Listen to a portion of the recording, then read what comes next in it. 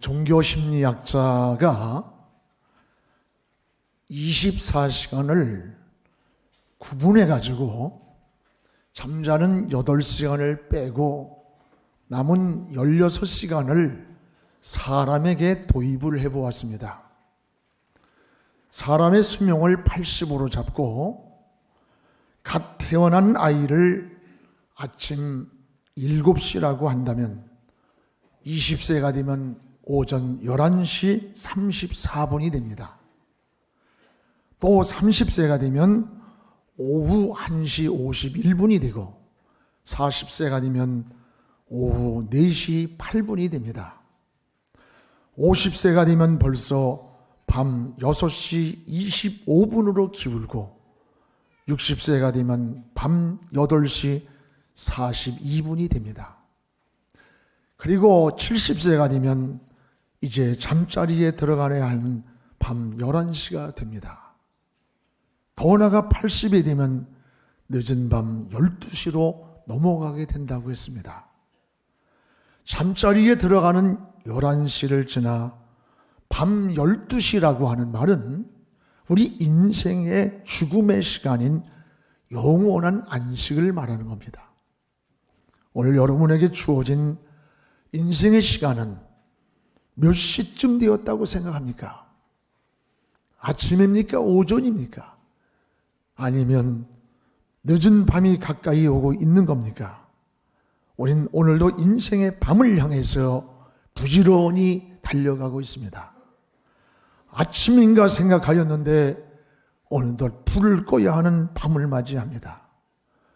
얼굴에 생기는 주름을 펴야겠다 생각했는데 이미 다리에는 힘이 빠지는 것을 느낍니다. 얼굴이 퇴색해가는 것을 느끼며 더 짙은 화장을 하는 시간에 우리는 허리가 굽어지고 또 인생은 점점 기울어져 간다는 사실을 알아야 합니다. 저는 여러분에게 이런 흘러가는 이런 시간들이 우리 육신뿐만 아니라 우리 신앙 안에도 있다는 사실을 말하고 싶습니다. 희망찬 아침이 있으면 반드시 어두운 밤도 있음을 잊지 말아야 합니다. 하지만 어둠이 밤이 우리에게 몰려온다고 두려움과 공포에 빠질 필요는 없습니다. 이것을 이길 수 있는 준비만 되어 있다면 아무 걱정할 게 없어요. 도리어 아침을 맞이하는 기쁨이 오기 때문에 그 두려움이 기다림이 되는 이것이 바로 신앙인의 삶인 겁니다. 여러분은 지금 몇 시에 머물고 있습니까? 올해도 사실 한 해가 다 지나갑니다. 이제 저물어가는 한 해를 마무리하면서 2015년도 어김없이 찾아온 크리스마스를 맞이합니다. 성탄은 인간에게 새 아침을 주려고 이 땅에 주님이 오신 날입니다. 성탄은 주님께서 인간에게 평화를 주시고 죄인을 구원하러 오신 날입니다. 평화의 근원이신 주님을 우리는 어떻게 맞이해야 할 것인가? 주님을 어디에 모시고 우리는 2015년의 성탄을 맞이해야 될 것인가? 2000년 전 동방박사들은 말구유에 주님을 모시고 성탄을 맞이했다면 오늘에 있어서 오늘 이 시대에 있어서 우리는 어디에 주님을 모셔야 하겠는가? 진정한 주님을 모셔야 할 곳이 어디입니까? 혹시 우리는 주인공을 잃어버린 그런 공허한 성탄을 준비하고 있는 건 아닙니까? 전 성탄절이 올 때마다 제가 부교육자 생활 때 학생들을 데리고 공허한 잔치라고 하는 성극을 한 것이 늘 기억이 납니다. 나이가 많은 한 부부가 아이가 없어서 늘 애타게 기다리던 어느 날 임신이 되어 아이를 낳습니다. 돌이 되었습니다. 너무 기뻐서 이 아이를 위해서 이웃을 초청하고 친구를 초청해서 잔치를 배설했습니다. 많은 사람들이 찾아와서 축하를 하면서 먹고 마시고 즐기고 있는 그 시간에 정작 사랑과 관심을 받아야 할 주인공 아이는 배가 고파서 울고 있었습니다. 그러나 누구도 이 아이에 관심을 두는 자가 없었습니다. 이 아이는 울다가 기어 나와서 그만 마루 위에서 떨어져 목이 부러져 죽습니다. 주인공을 잃어버린 객들만이 즐기는 공허한 잔치라고 하는 그러한 성극입니다. 오늘날 성탄절이 주인공을 잃어버린 공허한 잔치가 아닌가 하는 생각을 해볼 때가 있어요. 우린 주님께 초점을 맞춰야 하는데 우리 성탄의 주인이신 주님께 모든 영광과 감사와 찬양이 지어져야 되는데 그 주인공이 없는 거예요. 오히려 저 술집들이, 오히려 호텔들이 더 화려한 휘황찬란한 크리스마스 추리를 해놓고 손님을 기다리고 있습니다. 주인공이 없는 공허한 잔치입니다. 오히려 주님은 이런 죄악을 쓸어버리려고 오셨는데 이런 곳에서 오히려 성탄의 즐거움이라고 떠들어대면서 객들이 즐기고 있는 것 같아요. 성탄은 구원의 주님, 평강의 주님을 찬양하는 겁니다. 그래서 주님의 성탄을 기뻐하며 축하하는 거예요. 오늘 말씀은 누구도 주님을 맞을 준비를 하지 않아서 베들레헴 저 말구 위에서 주님이 나셨다라고 하는 말씀입니다. 왜 그랬을까요? 무엇보다 주님을 맞이할 준비를 하지 않았습니다. 오늘 6절, 7절 하나님 말씀을 함께 보겠습니다. 거기 있을 그때에 해산할 날이 차서 첫 아이를 낳아 강보에 싸서 구유에 뉘었으니 이는 여관에 있을 곳이 없습니다. 있을 곳이 없습니다. 구주가 나셨지만 있을 곳이 없습니다. 메시아를 기다리면서도 메시아를 맞이할 준비를 하지 않았어요. 구주를 뉘었으니 여관에 있을 곳이 없습니다. 즉 주님을 맞이할 준비를 하지 않았다라고 하는 말입니다. 성경은 많은 선지자들을 통해서 예수님이 오시기 전 이미 600년 전에 메시아가 오실 것이라고 하는 것을 이미 예언을 했습니다. 그러나 주님을 맞이할 준비를 누구도 하지를 않았습니다.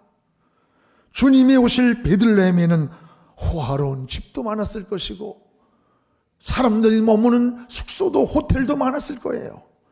그러나 주님을 맞이할 준비가 되어 있지 않았다고 하는 겁니다.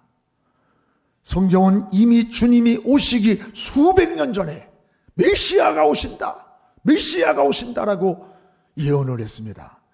그러나 주님을 메시아로 맞이할 준비는 누구도 하지를 않았습니다. 우리의 모습도 이런 것이 아닌가 생각됩니다. 오늘 우리에게 있어서 주시는 깊은 경고가 뭘까요? 저는 준비라고 생각합니다. 인생도 준비하며 살아야 하는 겁니다. 학생이 시험 준비를 잘하고 나면 그 시험 시간이 두렵지 않고 기다려지는 거예요. 설교 준비가 잘 되면 주일 시간이 기다려집니다. 반대로 준비가 안 되었을 때에 그 압박감과 소화도 안 되고 스트레스가 막 쌓이기 시작합니다. 준비하는 시간이 실전에 행동하는 시간보다 더 많이 활용해야 되는 거예요. 우리도 1년을 결산하면서 이제 VIP 한 영혼을 초청하기로 이렇게 준비했어요. 그 이름을 적고 초청 카드를 몇 장씩 가진 사람들은 그날을 기다릴 겁니다.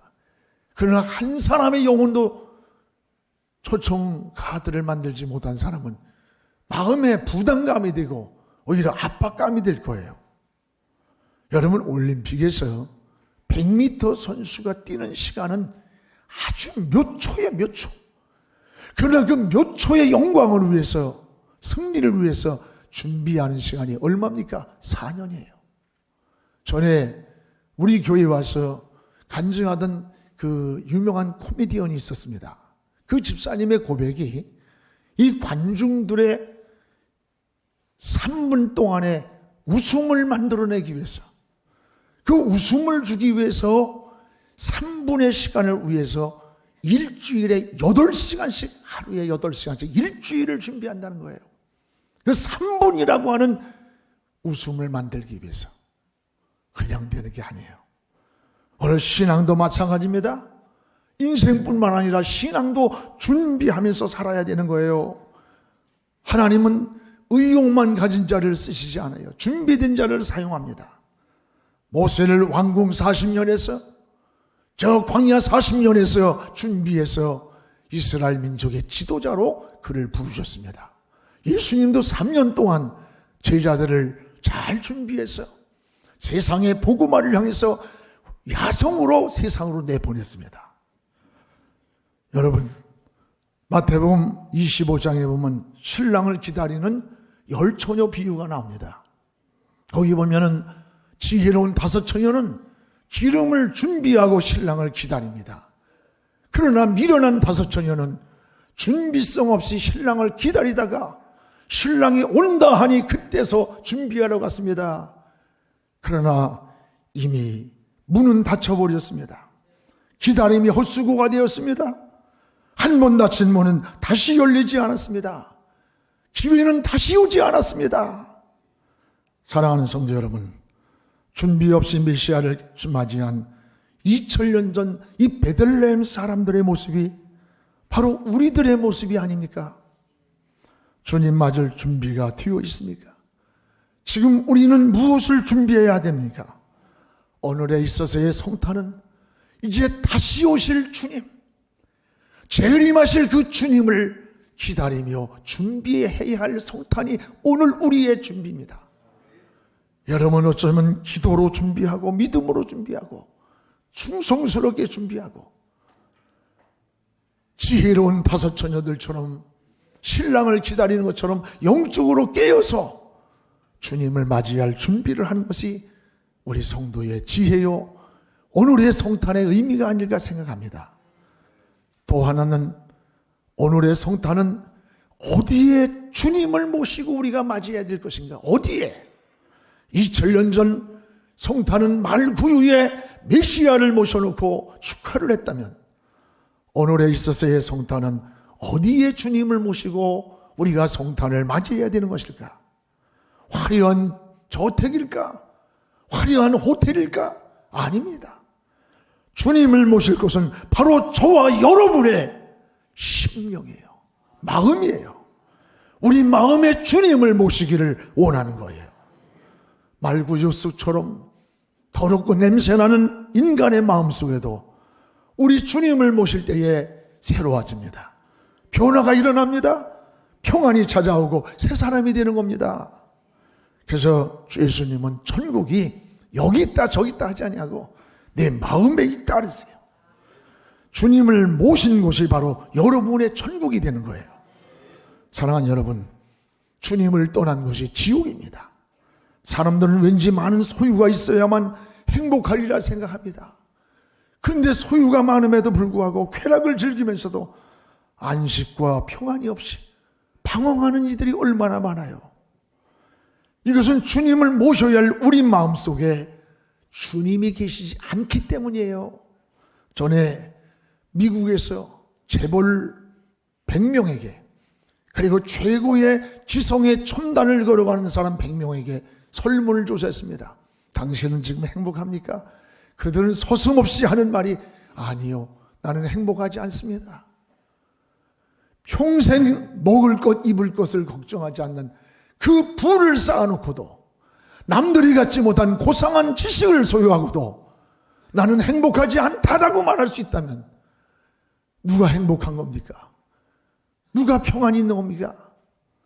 여러분, 진정한 행복은 소유에 있는 것이 아니고 마음에 있다는 사실을 깨달아야 합니다. 마음에 주님을 모실 때에 우리의 빈 마음에 진정한 평화와 행복이 찾아오는 거예요. 그래서 파스칼은 이런 말을 했습니다. 하나님이 인간을 창조하실 때에 우리 인간의 마음 한 곳에 빈 공간에 방을 두었다는 거예요. 그리고 그 빈 공간은 바로 주님이 오셔야만 채워지는 것이고, 주님이 오실 때만이 진정한 평안과 행복과 만족을 찾을 수가 있다는 거예요. 맞습니다. 여러분, 이번 성탄은 여러분의 빈 마음의 공간에 우리 주님을 모시고 참 평안을 누리고 참된 행복을 누릴 수 있는 그런 성탄이 되시기를 주의 이름으로 축원합니다. 또 하나, 성탄은 3가지 선물을 주려고 오셨습니다. 오늘 여기 9절에 보면 성탄은 빛을 주려고 오신 날입니다. 하나는 빛을 주려고. 우리 9절을 같이 한번 읽어봅시다. 주의 사자가 곁에 서고 주의 영광이 그들을 두루 비추매 크게 두려워하는지라. 주의 영광이 그들을 두루 비춰왔습니다. 영광이 두루 비춰왔어요. 주님은 어두운 세상을 밝히려고 빛으로 오셨습니다. 빛만이 어둠을 몰아낼 수 있습니다. 마귀는 어둠의 영입니다. 어둠의 둥지를 들고 그리고 어둠에서 역사하는 영이 마귀예요. 어둠의 영은 복음의 광채가 비춰오지 못하게 여러 가지 유혹으로, 죄악으로, 어둠으로 우리의 길을 막아놓고 있습니다. 어두운 영이 마음에 들어와서 방탕한 길로 끌고 가는 겁니다. 바로 주님이 이 땅에 오실 때에 빛으로 오셨습니다. 그러므로 주님을 모시고 사는 것이 여러분이 바로 빛 가운데 사는 겁니다. 그래서 에베소 5장 8절에 이렇게 말씀합니다. 너희가 전에는 어둠이더니 이제는 주 안에서 빛이라. 과거에는 내 인생이 어둠에서 주님을 떠나 살 때는 인생이었잖아. 주님을 모시고 사는 이제의 너희의 삶은 주 안에 빛이라. 빛의 자녀들처럼 인생을 살아가라는 거예요. 그렇습니다. 여러분도 주 안에서 살기를 주의 이름으로 축원합니다. 또 하나는 성탄은 큰 기쁨을 주려 오신 날입니다. 오늘 10절, 11절을 우리 같이 읽어보겠습니다. 천사가 이르되 무서워하지 말라. 보라, 내가 온 백성에게 미칠 큰 기쁨의 좋은 소식을 너희에게 전하노라. 오늘 다윗의 동네에 너희를 위하여 구주가 나셨으니 곧 그리스도 주시라. 큰 기쁨을 너희에게 전한다. 이 큰 기쁨이 뭐냐? 오늘날 구주가 나셨으니 곧 그리스도라. 주님이 계신 곳에 큰 기쁨이 있습니다. 왜 기쁨이 있습니까? 오늘 11절 말씀과 같이 너희를 위하여 구주가 나셨으니, 우리를 구원할 주인이 오셨으니 그분이 곧 그리스도 예수라 그랬습니다. 여러분, 구원의 주님이 오셨기 때문에 큰 기쁨이 있는 거예요. 주님은 우리를 죄에서 구원하러 오셨습니다. 성도라면 가장 큰 기쁨이 뭐예요? 구원받은 기쁨이에요. 바울은 모진 고난과 매를 맞으면서도 내가 또다시 기뻐할 수 있으면 예수 그리스도를 말미암아 구원받은 하나님의 은혜라고 고백했고, 이스라엘 백성들은 애굽에서 구원받은 유월절을 매년마다 잊지 않고 지켰습니다. 천사들도 구원해 주실 메시아가 주님이 오셨음을 찬양했던 겁니다. 오늘 우리에도 성탄절에 나를 구원해 주시러 오신 예수 그리스도를 찬양하는 이런 성탄이 되기를 축복합니다. 또한 성탄은 따라합시다. 평화를 주러 오신 날이다. 우리에게 평화를 주러 오신 날이에요. 14절을 우리 같이 읽어봅시다. 지극히 높은 곳에서는 하나님께 영광이요, 땅에서는 하나님의 기뻐하시는 사람들 중에 평화로다. 평화로다. 하나님께는 영광이고 이 땅의 사람들에게는 평화를 주러 오신 날이 성탄입니다. 여러분, 요즘 같은 세상에 가장 필요한 게 전 평화라고 생각돼요. 정치, 경제, 사회, 미래에 대해서 평화로운 소식이 들려오지 않습니다. 적어도 사람이 사는 데는 3가지의 평화가 있어야 돼요. 하나는 마음의 평화가 있어야 돼요. 여러분, 마음의 평화는 삶의 행복의 근원이 되는 겁니다. 마음의 평화가 없어서 잠 못 이룰 만큼 근심 걱정이 있다면 그건 행복한 삶이 아니에요.